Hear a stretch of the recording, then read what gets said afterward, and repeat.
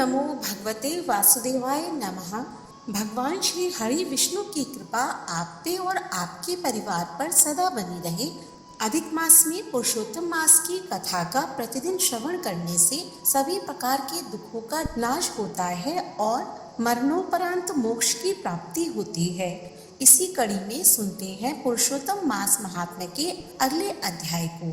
पिछले सभी अध्याय को आप हमारे चैनल पर जाकर सुन सकते हैं। जिन्होंने इन अध्यायों का श्रवण किया है उनका हृदय से बहुत बहुत आभार। तो सुनते हैं अगले अध्याय को। सूत जी बोले, हे तपोधन, आप लोगों ने जो प्रश्न किया है वही प्रश्न नारद ने नारायण से किया था।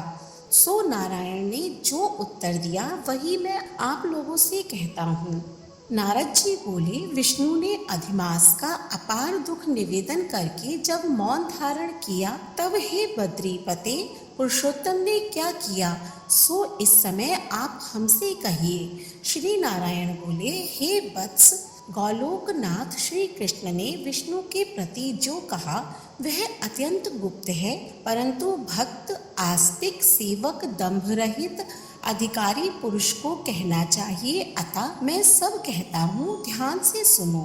यह आख्यान सत्कीर्ति, पुण्य, यश, सुपुत्र का दाता, राजा को वश में करने वाला है और दरिद्रता का नाश करने वाला एवं बड़े पुण्यों से सुनने को मिलता है। जिस प्रकार इसको सुने उसी प्रकार अनन्य भक्ति से सुने हुए कर्मों को करना भी चाहिए।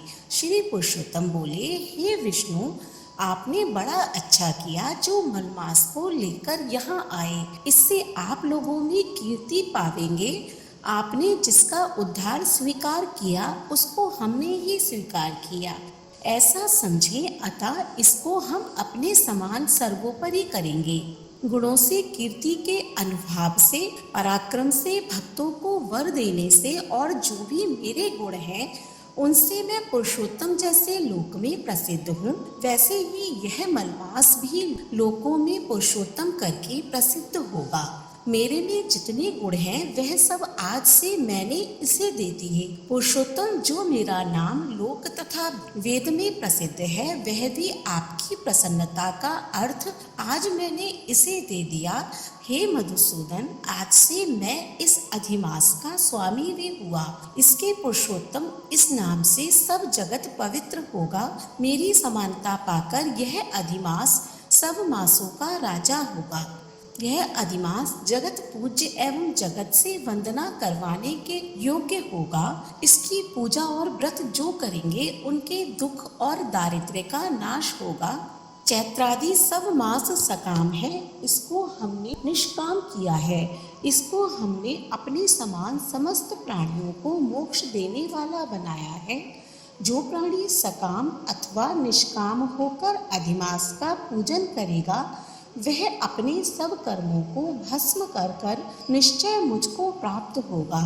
जिस परम पद प्राप्ति के लिए बड़े भाग्य वाले यति, ब्रह्मचारी लोग तप करते हैं और महात्मा लोग निराहार व्रत करते हैं एवं दृढ़वत लोग फल, पत्ता, वायु भक्षण करके रहते हैं और काम, क्रोध रहित जितेंद्रिय रहते हैं वे, और वर्षा काल में मैदान में रहने वाले, जाड़े में शीत, गर्मी में धूप सहन करने वाले मेरे पद के लिए यत्न करते रहते हैं। हे गरुड़ ध्वज, तब भी वह मेरे अव्यय परम पद को नहीं प्राप्त होते हैं, परंतु पुरुषोत्तम के भक्त एक मास के ही व्रत से बिना परिश्रम, जरा, मृत्यु रहित उस परम पद को पालेंगे। यह अधिमास व्रत संपूर्ण साधनों में श्रेष्ठ साधन है और समस्त कामनाओं के फल की सिद्धि को देने वाला है। अतः इस पुरुषोत्तम मास का व्रत सबको करना चाहिए। हल से खेत में बोए हुए बीज जैसे करोड़ों गुना बढ़ते हैं, तैसे मेरे पुरुषोत्तम मास में किया हुआ पुण्य करोड़ों गुना अधिक होता है। कोई चातुर्मास्यादि यज्ञ करने से स्वर्ग में जाते हैं, वह भी भोगों को भोग कर पृथ्वी पर आते हैं, परंतु जो पुरुष आदर से विधि पूर्वक अधिमास का व्रत करता है वह अपने समस्त कुल का उद्धार कर मेरे में मिल जाता है, इसमें संशय नहीं है। मुझे प्राप्त होकर प्राणी पुनः जन्म मृत्यु भय से युक्त एवं आदि व्याधि और जरा से ग्रस्त संसार में फिर नहीं आता, जहाँ जाकर फिर पतन नहीं होता, सो मेरा परम धाम है। ऐसा जो वेदों का वचन है वह सत्य है, असत्य कैसे हो सकता है। यह अधिमास और इसका स्वामी मैं ही हूँ और मैंने ही इसे बनाया है। और पुरुषोत्तम यह जो मेरा नाम है सो भी मैंने इसे दे दिया है।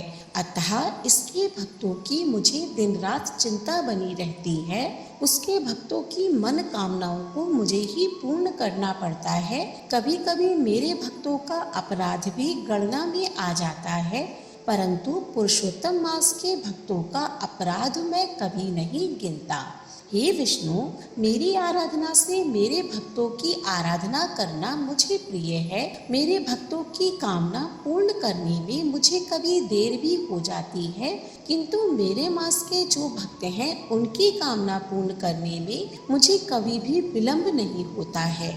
मेरे मास के जो भक्त हैं वे मुझे अत्यधिक प्रिय हैं। जो मनुष्य इस अधिमास में जप दान नहीं करते वे महामूर्ख हैं, और जो पुण्य कर्म रहित प्राणी स्नान भी नहीं करते एवं देवता तीर्थ द्विजों से द्वेष करते हैं वे दुष्ट अभागी और दूसरों के भाग्य से जीवन चलाने वाले होते हैं। जिस प्रकार खरगोश के सींग कदापि नहीं होते, वैसे ही अधिमास में स्नान आदि न करने वाले को स्वप्न में भी सुख प्राप्त नहीं होता। जो मूर्ख मेरे प्रिय मलमास का निरादर करते हैं और मलमास में धर्माचरण नहीं करते, वे सर्वदा नरकगामी होते हैं। प्रति तीसरे वर्ष पुरुषोत्तम मास प्राप्त होने पर जो प्राणी धर्म नहीं करते वे कुंभीपाक नरक में गिरते हैं और इस लोक में दुख रूप अग्नि में बैठे स्त्री पुत्र पौत्र आदि से उत्पन्न बड़े भारी दुखों को भोगते हैं।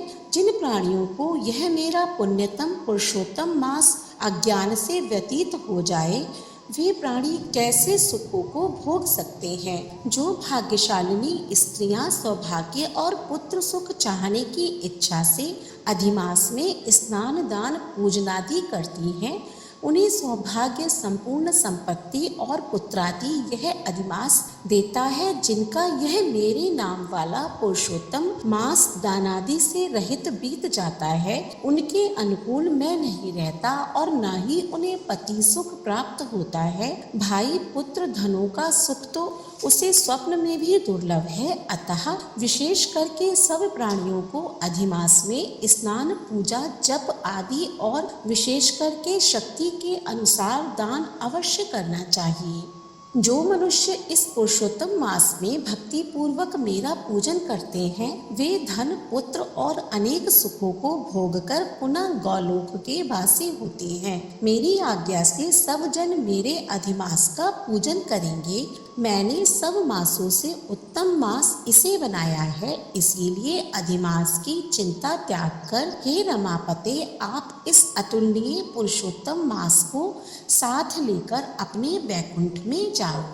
श्री नारायण बोले। इस प्रकार भगवान श्री कृष्ण के मुख से रसिक वचन श्रवण कर विष्णु अत्यधिक प्रसन्नता पूर्वक इस मलमास को अपने साथ लेकर नूतन जलधर के समान श्याम भगवान श्री कृष्ण को प्रणाम कर गरुड़ पर सवार हो शीघ्र वैकुंठ के प्रति चल दिए। इति श्री नारदीय पुरुषोत्तम मास महात्म्ये सप्तमो अध्याय। हरिशरणम। जय जय श्री राधे। अगले अध्याय का श्रवण करने के लिए हमारे चैनल को सब्सक्राइब करें। आज का अध्याय पसंद आया हो तो कमेंट बॉक्स में ओम नमो भगवते वासुदेवाय नमः अवश्य लिखें। धन्यवाद।